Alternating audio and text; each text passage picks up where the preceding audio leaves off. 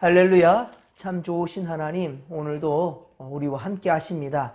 오늘은 주님의 날입니다. 그리고 5월 가정의 달 첫 주, 특별히 어린이 청소년 주일 우리가 오늘 지키는데요. 우리 다음 세대들이 우리보다 더 멋진 믿음으로 하나님의 크신 은혜와 복을 누리며 살 수 있도록 우리 믿음의 유산을 잘 물려줄 수 있기를 바랍니다.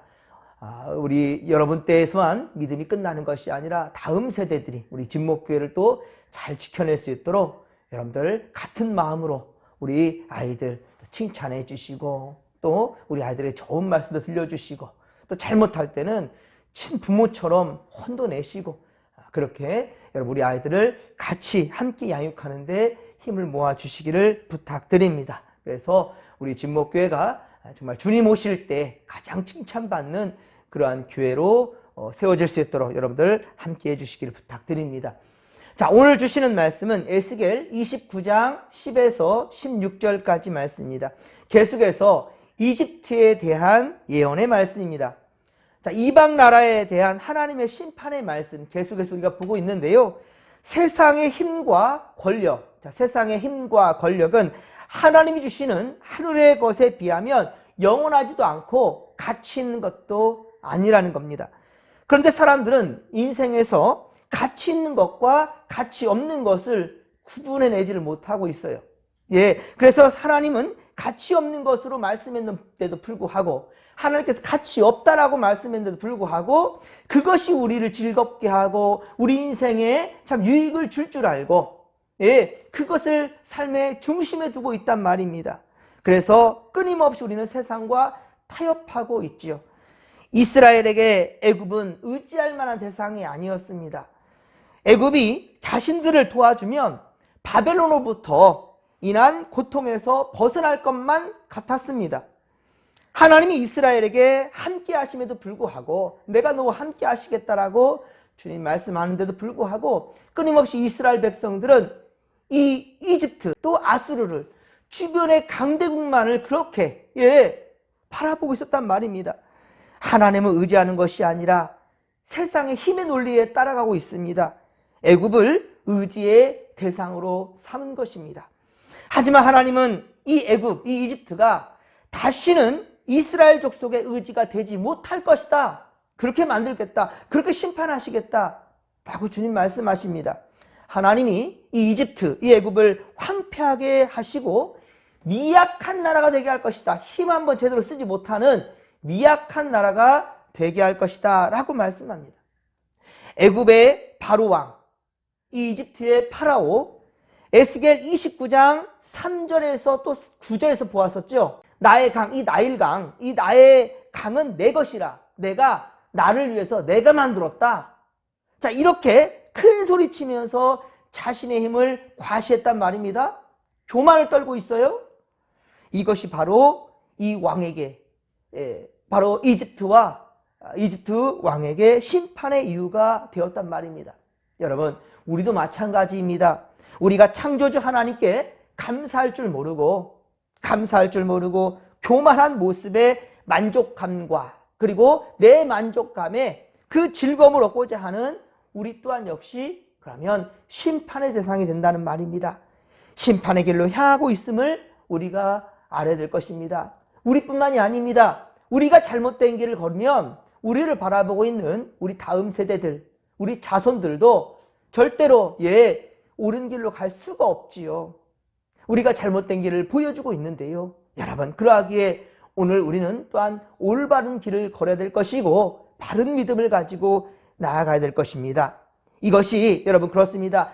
심판의 길인지를 알지 못하고 깨닫지 못하고 에스겔을 통해서 하나님께서 그렇게 엄하게 경고하는데도 불구하고 순종하지 못할 때 그 모든 나라들은 예언된 대로 전부 다 멸망하고 말았단 말입니다. 하나님께서 하나님의 이름을 두고 그 마음을 두고 눈길을 둔다고 약속하셨던 바로 예루살렘 그 성전마저도 산산이 무너지고 말았단 말입니다.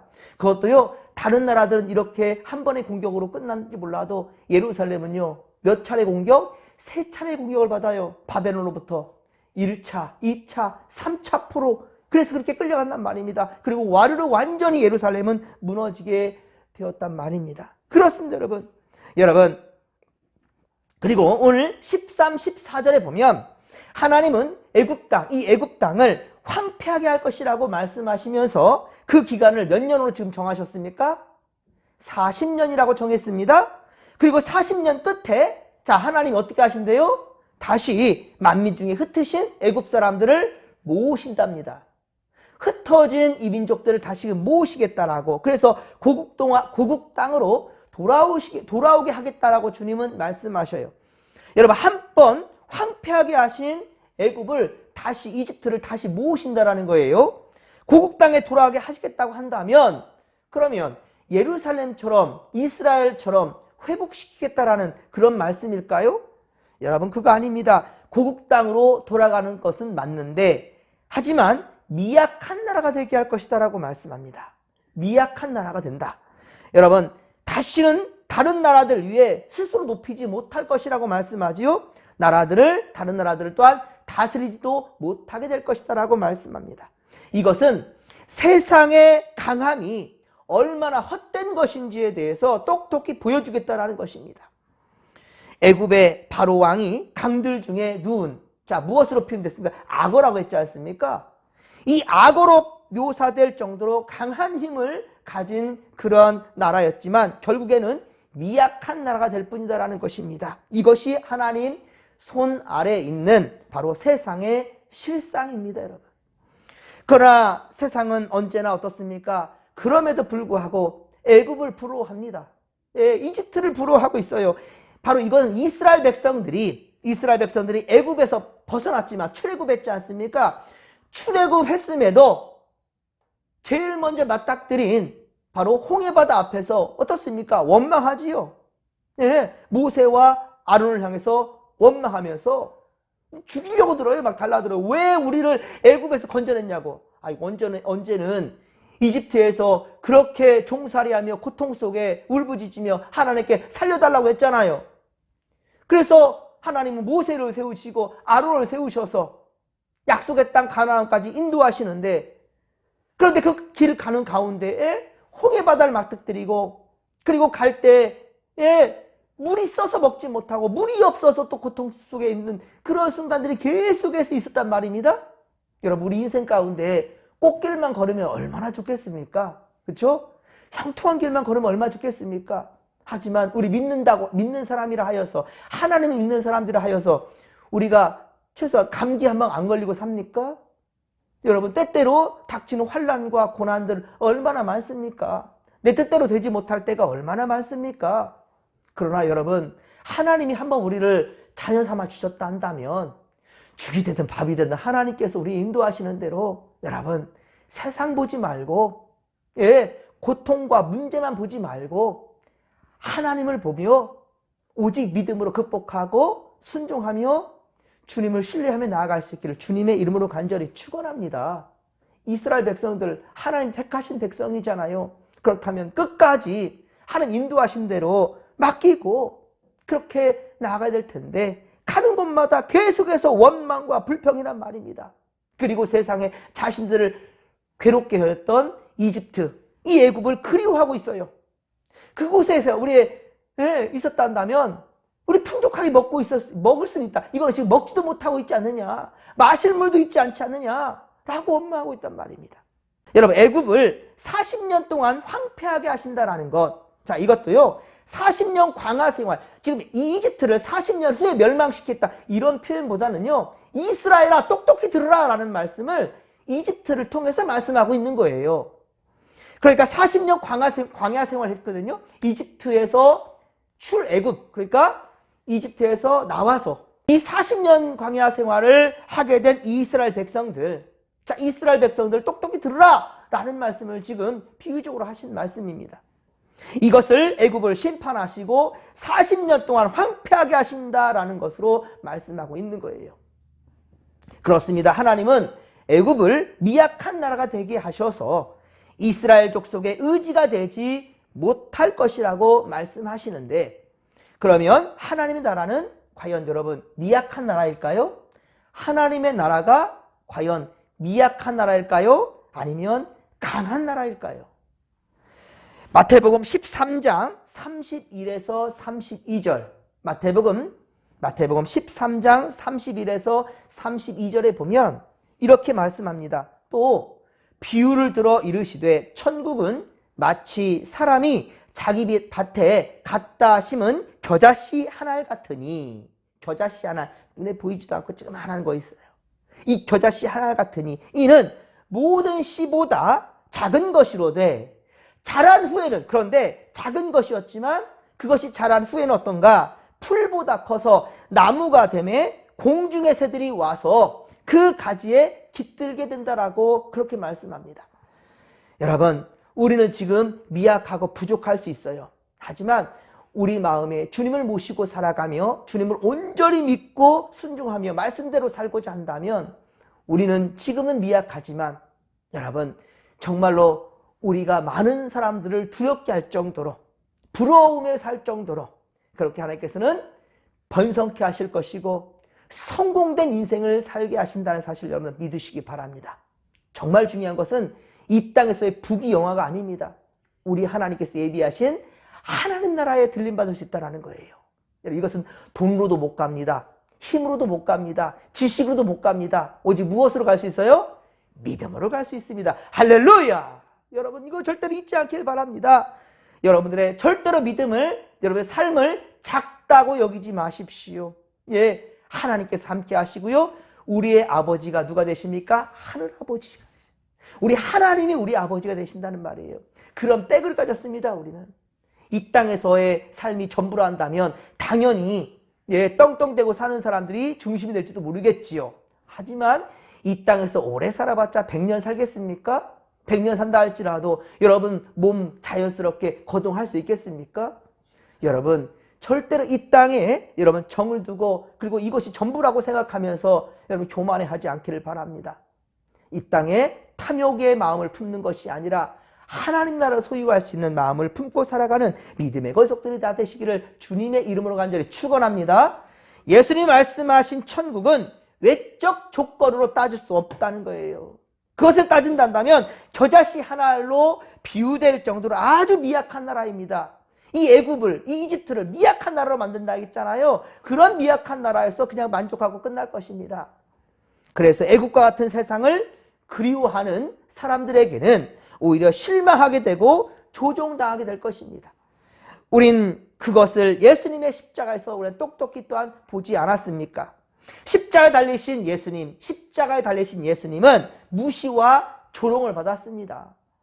메시아라고 하면서도 스스로를 구원해내지도 못한다란, 하나님의 아들이라고 말하면서 천군 천사를 동원하지도 못하고 구원해 주지도 못하는, 자신을 죽이는 자들을 또한 심판하지도 못하는 나약한 그러한 모습의 예수님, 지금 자신을 십자가에 못 박고 있는 이들을 벌 주지도 못하는 참으로 미약하고 나약한 우리 예수님을 절대로 하나님의 아들이라 메시아 그리스도로 인정할 수 없다라는 거예요.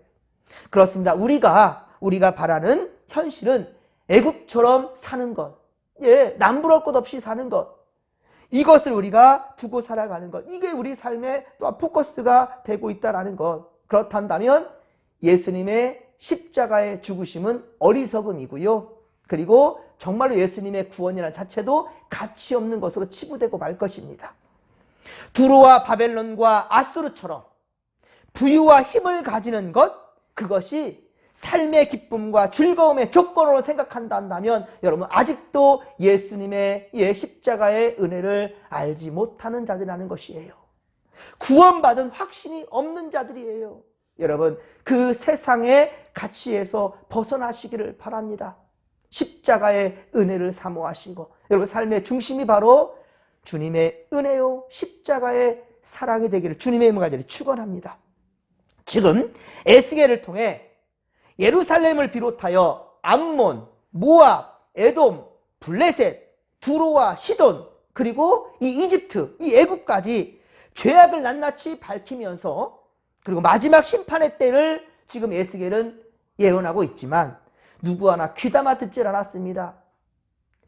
이 지금 전부 다 암몬, 모압, 에돔, 블레셋, 두로, 시돈, 그리고 이 블레셋까지, 그리고 이집트까지 모두 다 이렇게 예언하고 있지만 이 예언에 대해서 귀담아 들은 자가, 그 나라가, 그런 왕이 없었단 말입니다. 하나님 말씀에 대해서 긴장감이 없지요. 두려움도 없지요. 긴장감도 없고 두려움도 없습니다. 지금 우리들의 믿음의 현 주소는 어떻습니까? 하나님 말씀 들을 때 여러분 긴장이 되십니까? 여러분, 그러나 그날은 어때요? 도적같이 올 것입니다. 도적같이 갑자기 임할 것입니다. 그래서 깨어있어 주의 이 경고의 말씀을 온전히 듣고 죄를 회개하고, 그러므로 하나님을 경외한다는 거예요. 하나님을 두려워할 줄 알아야 되는 거예요. 하나님을 경외함으로 변화되는 삶을 살아가는 우리 믿음의 권속들이 다 되시기를 주님의 이름으로 간절히 축원합니다. 사랑하는 성도 여러분, 오늘은 주님의 날입니다. 여러분, 한 주간의 처음 시간, 주님의 날, 여러분 절대로 우리의 삶의 우선순위에서 밀려내지 않기를 바랍니다. 우리의 삶의 중심에 우리 주님을 두십시오. 말씀을 사모하시고 예배를 귀히 여기십시오. 세상 것 의지하며 기웃거리지 마시고 여러분 한눈 팔지 마십시오. 오직 주님께만 포커스를 분명히 두십시오. 오직 코람되어 주님 집에 오르기를 기뻐하시고 하나님을 예배함으로 세 달을, 그리고 한 주간을, 그리고 오늘을 믿음으로 살아내는 성도들이 다 되시기를 주님의 이름으로 간절히 축원합니다. 지금 여러분 온전치 못한 믿음, 흔들리는 믿음에 있는 성도들이 있습니까?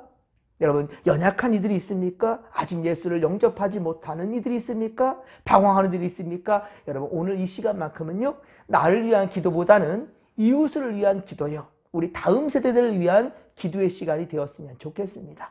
그리고 저는 여러분들을 위해서 기도하겠습니다. 안수할 때 하나님의 놀라운 역사가, 성령의 능력이 임하게 될 줄로 믿으시기 바랍니다. 자, 이 믿음 가지고 주여 삼창 부르며 기도하며 나갑니다. 주여, 주여, 주여. 살아계신 하나님 아버지, 은혜 충만, 성령 충만, 말씀 충만으로 함께하여 주시옵길 원합니다. 오늘도 우리 하나님 아버지, 우리는 우리 마음에 주님을 모시고 살아갑니다. 아버지, 세상 것 탐욕스러운 마음, 탐심의 마음이 있었다 한다면 이 시간 피워내겠습니다. 오직 말씀으로 채우겠습니다. 주님 사모하는 마음으로 결단하며 나가겠습니다. 오늘 주님의 날입니다. 최선을 다해 믿음을 지키며 또한 다음 세대들에게도 믿음의 본을 보여줄 수 있는 우리가 되게 하여 주시옵기를 원합니다. 또 하나님의 경고의 말씀을 들을 때 하나님 우리 긴장하게 하소서. 우리 아버지 또한 영적인 근육을 키워서 악한 영들과 세상의 유혹들을 우리 하나님 아버지 이겨낼 수 있도록 주님 아버지 함께 하시고 우리에게 용기의 용기를, 믿음의 믿음을 더하여 주옵소서. 함께하여 주옵소서. 함께하여 주옵소서.